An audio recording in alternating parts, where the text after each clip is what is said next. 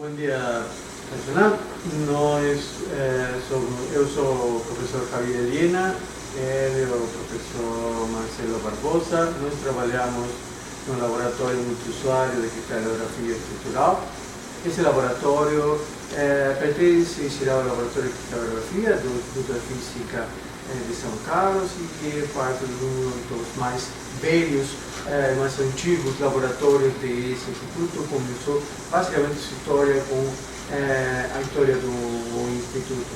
Nós aqui trabalhamos principalmente no desenvolvimento de estudos de estado sólido para aplicação no desenho de materiais. São materiais desde os compostos inorgânicos, como pode ser desenho de baterias, ou desenho de metais, ou desenho de cerâmicas, até passando por compostos organometálicos, como poderiam ser o desenho de metalodrogas para o combate a certas doenças, como câncer, ou desenho de o que são chamados Metal Organic Framework, que são redes organometálicas com ligantes orgânicos, que são desenhados para ter diferentes propriedades, como propriedades catalíticas, absorver água, CO2, ou coisa por estilo.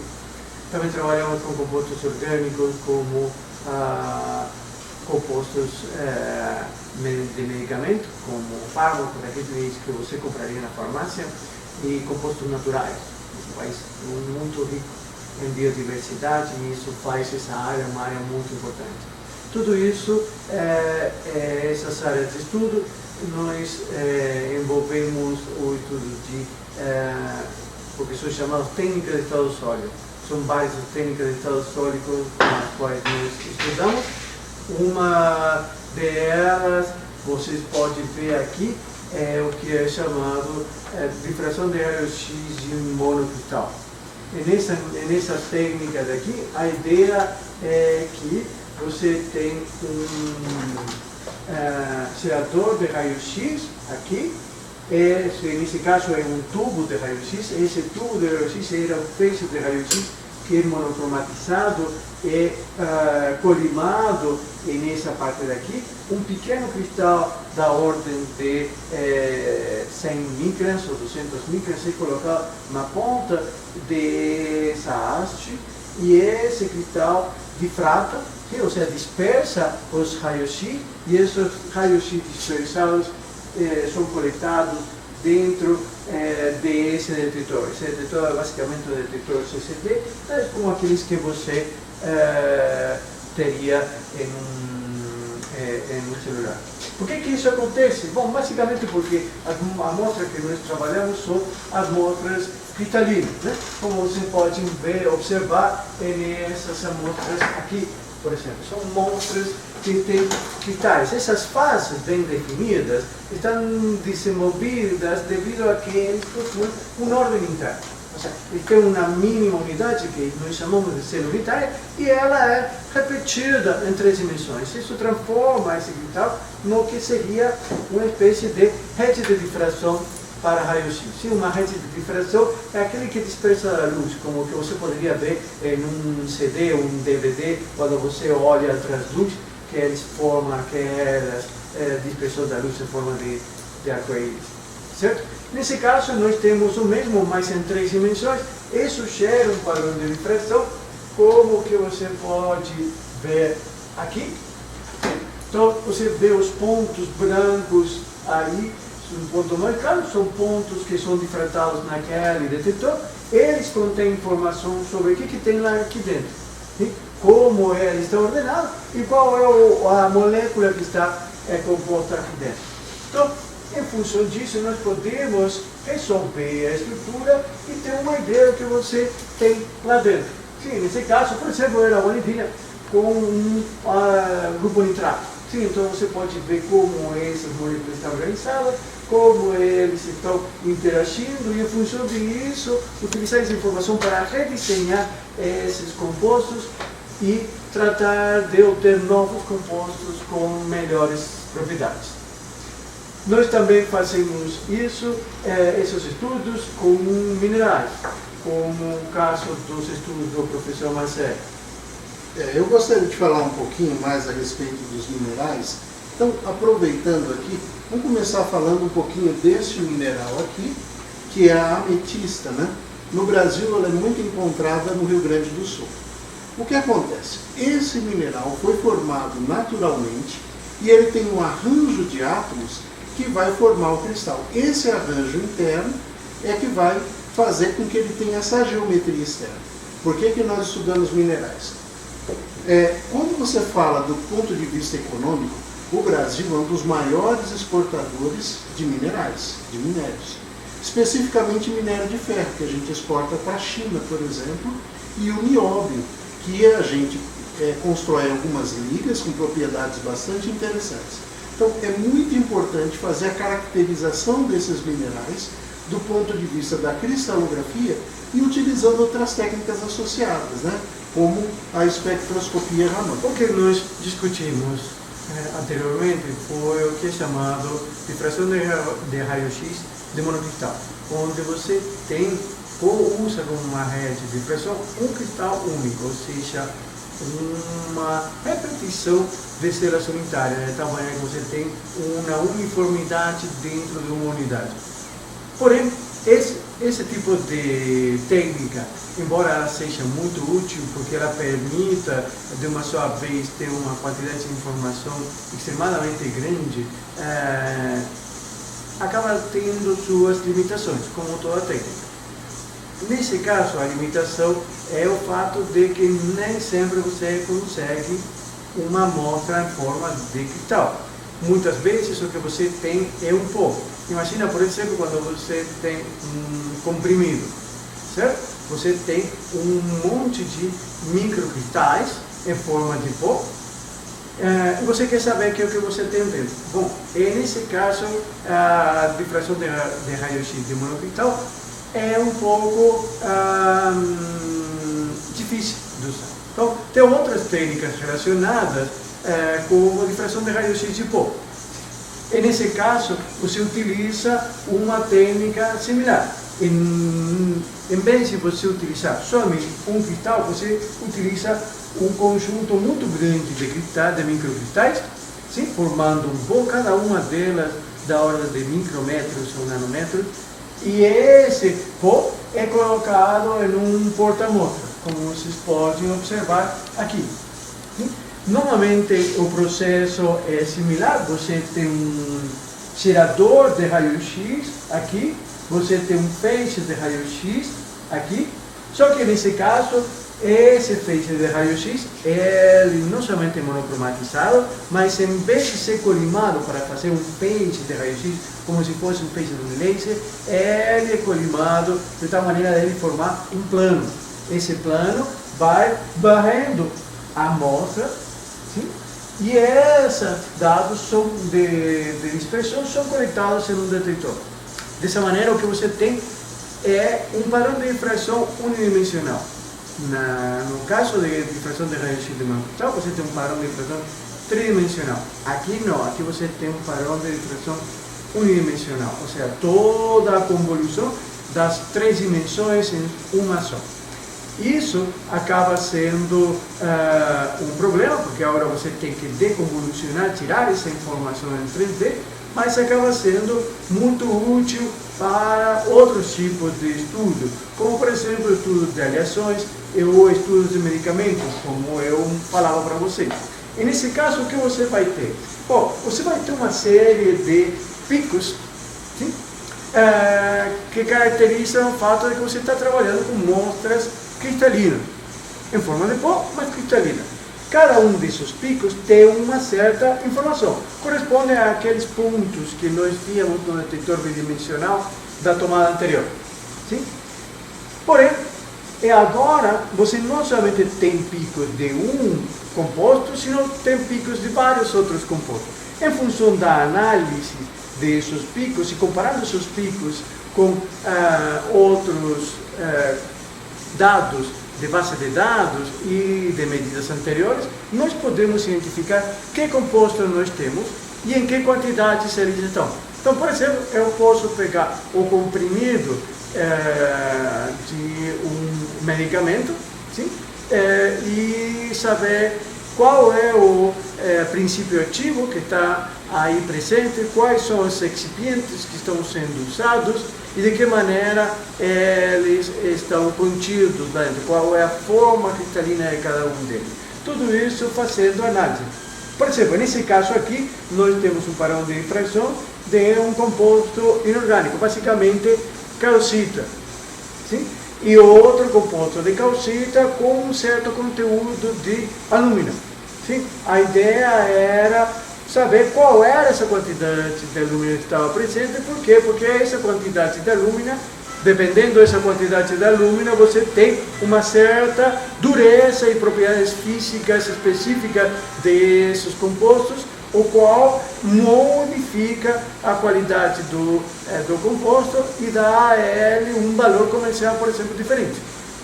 E tudo isso nós podemos fazer a partir dessa identificação. Vocês veem as linhas verdes correspondem às da calcita e os vermelhos às calcitas contendo essa quantidade de alumínio. Em função disso, eu posso analisar esses compostos. Eu sou o professor Marcelo, pesquisador aqui do Instituto de Física de São Carlos. Continuando, nós vamos falar um pouquinho de uma técnica bastante interessante e que é não destrutiva de caracterização de materiais e compostos, que é a espectroscopia Raman. Aqui nós temos um espectrômetro, onde nós vamos utilizar para fazer a caracterização dos materiais. Então, como é que a coisa funciona? Nós temos um laser que está posicionado lá atrás, percorre todo esse caminho e incide na amostra. Ele vai excitar a amostra. Os átomos dessa amostra vão vibrar e a gente vai ver uma transição vibracional. Essa transição vibracional vai fazer com que o comprimento de onda do laser que entrou, por exemplo, 532, saia com um valor um pouquinho deslocado. Ou seja, não vai ser 532, pode ser 533, por exemplo. Essa pequena diferença é que vai ser característica dos modos vibracionais do nosso material. Uma coisa interessante que a gente pode fazer é utilizar essa técnica para diversos materiais. Então, alguns materiais são bastante raros e você não pode destruí-los. Como a técnica é não destrutiva, você pode utilizar para joias, para diversos tipos de minerais raros, você pode utilizar também para fármacos, para semicondutores, materiais para dispositivos ópticos. Então, eu vou fazer uma pequena demonstração aqui. Nós temos uma amostra de um mineral, calcita, e eu vou aplicar o laser aqui e mostrar para vocês como é que funciona. Então, eu vou ligar o laser aqui e vou apagar a luz para vocês darem uma olhada. Perfeito. Aqui nós temos a amostra de calcita e nela a gente tem a incidência do laser. Então nós temos a excitação dos átomos que formam a estrutura cristalina dessa calcita. Só para você, uma informação adicional, é CaCO3, ou seja, um carbonato de cálcio. Então vocês podem perceber, a gente está coletando um espectro. Agora eu vou desligar o laser e acender a luz e mostrar o resultado para vocês. Então, aqui, e vou acender a luz. Bom, vamos observar agora como ficou o espectro característico. Pronto. Aqui nós temos o espectro característico da calcita. Isso funciona como uma identidade, em inglês a gente chamaria de fingerprint, ou seja, essas vibrações, elas são específicas da calcita. Então, um dos nossos trabalhos é fazer uma base de dados bastante abrangente, de acesso livre, para todos os estudantes, pesquisadores, né? E colecionadores de minerais. Você vai poder identificar as suas espécies. E você também pode fazer uma outra coisa muito interessante. Você pode investigar a complexidade de como, por exemplo, os minerais ocorrem. Ou quais as modificações que você tem na preparação das amostras. Por exemplo, Se você tem um composto que passa por diferentes condições de pressão e temperatura, a gente pode perceber as diferenças observando o espectro característico Raman. E para finalizar, eu gostaria de falar para vocês que a gente tem feito alguns trabalhos bastante interessantes de colaboração. Vou mostrar algumas amostras. Então, uma das amostras que eu tenho aqui são polímeros que fazem parte de uma colaboração que a gente tem com uma universidade da Inglaterra, a Universidade de Exeter, né? Então, esses materiais, esses polímeros, eles têm elementos terras raras. Esses elementos terras raras têm propriedades luminescentes muito diferentes e elas são utilizadas em vários dispositivos eletrônicos modernos. E a gente faz a caracterização aqui com Raman. Nós temos uma outra amostra bastante interessante que está aqui. Essa amostra aqui, ela foi retirada das ruas de São Carlos. Esse tipo de rocha vulcânica é usada na pavimentação. Então, com o Raman, nós conseguimos saber qual a constituição dessa rocha vulcânica, que é um diabásio, e contribuir justamente para a melhoria da escolha dos materiais que são utilizados na pavimentação. E por último, você que é uma pessoa mais religiosa, tem uma coisa muito interessante, tem uma igreja aqui nas proximidades do Instituto de Física. E há pouquíssimo tempo reformaram a calçada. E na calçada utilizaram um material muito interessante, branquinho, que é muito utilizado em mosaico português. Esse material, ele pode ser caracterizado por Raman. No nosso caso aqui, a nossa dúvida era se era um calcário, que é uma rocha rica em calcita, ou um dolomito, que é uma rocha rica em dolomita. Nós fizemos os testes aqui e percebemos que essa rocha é predominantemente de dolomita. O que significa isso? O calçamento ali nos arredores da igreja, ela tem um tipo de rocha que é muito mais resistente, então bastante apropriado. Essa é a técnica que você pode utilizar para caracterizar os mais diversos tipos de material e sem destruí-los. Uma outra das técnicas que a gente utiliza para a caracterização dos materiais é a chamada termogravimetria, ou análise térmica. Sim? Vocês vão ver um pouco mais sobre essas técnicas quando vocês vejam a parte de termodinâmica na disciplina de Física 2, né? Basicamente a última parte da disciplina de Física 2. Mas a ideia é que você consegue entender muito bem e caracterizar os materiais analisando como eles se comportam quando você eleva a temperatura, certo? Então, por exemplo, você sabe que quando você eleva a temperatura, o gelo derrete, certo? Ou o queijo fica mais mole, certo? Ou você tem, se você tem alguma coisa de plástico, o plástico derrete também. Então esse comportamento térmico dessa amostra é o que caracteriza ela. Cada tipo de amostra tem um comportamento térmico. Então aqui, nessa parte do nosso laboratório, nós estudamos esse comportamento térmico dessa amostra. Como eu falei para vocês anteriormente, essas amostras podem ir desde areia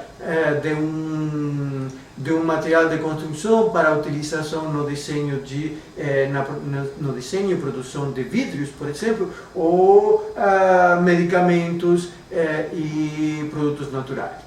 A ideia desse equipamento, aqui temos dois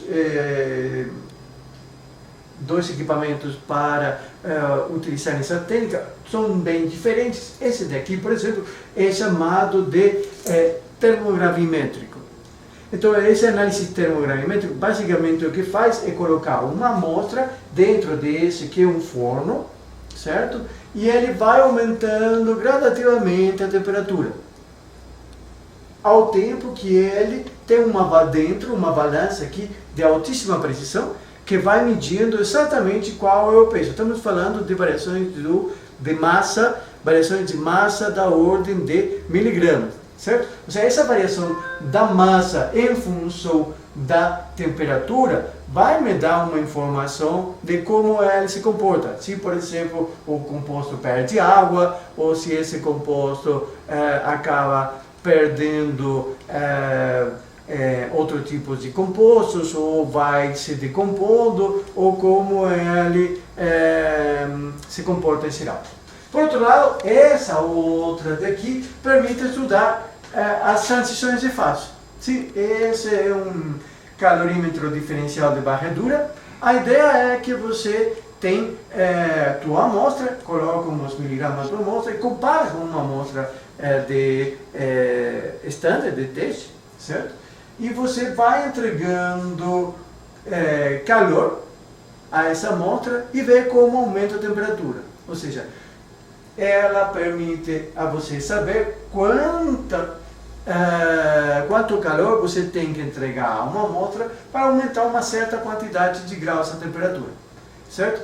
Então esse também é um tipo de informação, porque diferentes materiais levam a diferentes tipos de comportamento. Sim? Tem alguns materiais, por exemplo, que rapidamente aumentam a sua temperatura com pequenas variações de calor entrega. Calor é energia. Pequenas quantidades de energia aumentam o calor. Outros, como a água, tem uma capacidade térmica muito maior. Você precisa, sim, manter ou entregar uma certa quantidade muito grande de calor para que ele varie a temperatura. É por isso que viver em lugares onde você tem uma certa quantidade grande de água, como lagos ou o mar, leva a climas bem mais templados. Certo? Aqui podemos ver, por exemplo, duas curvas de materiais farmacêuticos. Sim, esses são dois tipos de materiais daqueles utilizados que você pode adquirir na farmácia. Sim? Então você vê ele daqui, onde ele sofre uma série de transições e depois ele se decompõe aqui. Né? Ele tem uma perda de algum composto, então nós podemos caracterizar, isso é uma digital desse medicamento. Sim? Então nós com esse tipo de estudo nós sabemos que é esse tipo específico. E aqui nós vemos como ele perde essa massa devido a esse aumento da temperatura.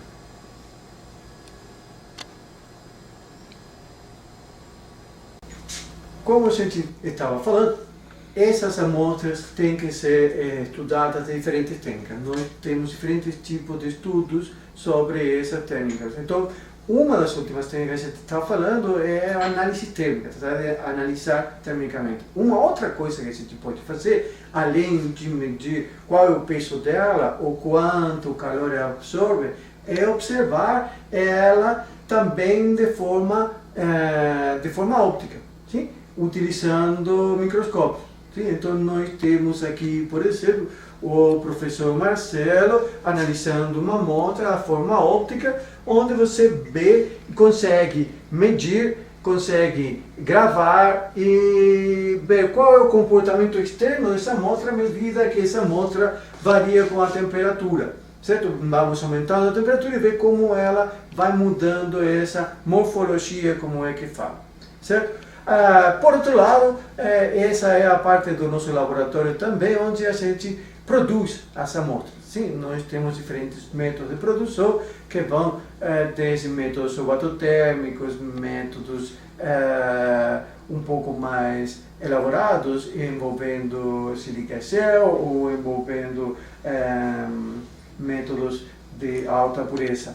Então, por exemplo, aqui nós vemos com a Manuel, aluno de iniciação científica de intercâmbio de Argentina, trabalhando em compostos, no desenvolvimento de compostos. Basicamente, ele está trabalhando com um medicamento, sim?